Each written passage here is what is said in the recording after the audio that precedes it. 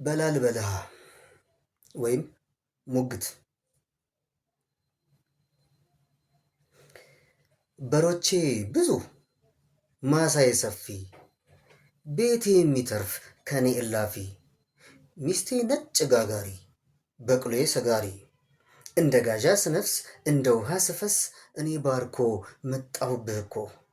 እንግዲህ ምኑን ታንቅ ቁምና ተጠየቅ።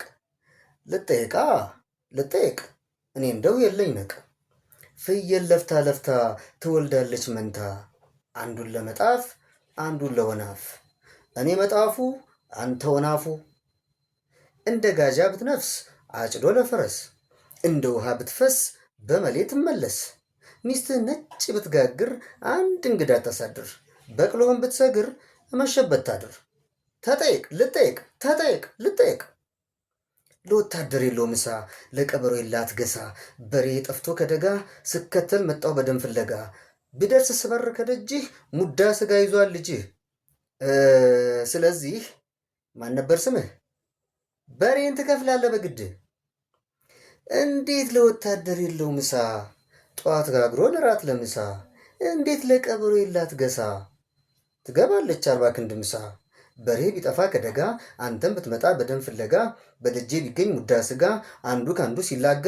ተው ተው ተው ተውማ ቂሉ የሌባ አይነ ደረቅ እንዲሉ የበር የሙዳ ስጋ አንዱ ካንዱ ሲላጋ ብዙ ቤት ሳለ በዚህ መንደር እንዴት ተገኘ ካንተ በር? ከቤቴ በላይ አለ ተራራ መዘዋወሪያው የጅብ ያሞራ።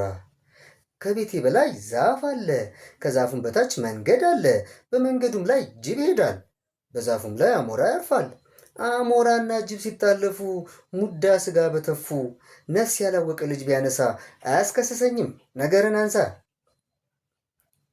በሉ ተውት ተውት ይበቃል ሙግታችሁ ተፈጥሟል። ሽፍንፍኑ ተገላልጧል ነገር ሁሉ ቁልጭ ብሏል። ስጋን በልተሻል ሙግትሽ ግን አድኖሻል። አበባው እባላለሁ። እንዴት ናችሁ ውድ ቤተሰቦች? እንግዲህ በቅርቡ በሌላ አካውንት ራሴን አስተዋውቄያለሁ። በዛኛው ገጽ አማን ዘበአማን በሚለው ማለት ነው መንፈሳዊ ስራዎችን ለመስራት ያው ዝግጁ ሆኛለሁ። በዚህኛው ደግሞ ያው የኪነ ጥበብ አፍቃሪ ነኝ። የተማርኩትም ስነ ጽሁፍ ኪነ ጥበብን ነው ማስተምረውም እሱን ነው።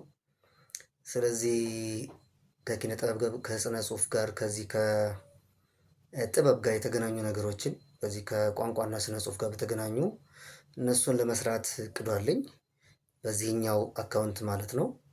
ሆን ብዬ ነው ሁለት ያደረኩት። ቲክታክም ዩቲዩብም ላይ እነዚሁ ሁለት አካውንቶች ናቸው ያሉኝ።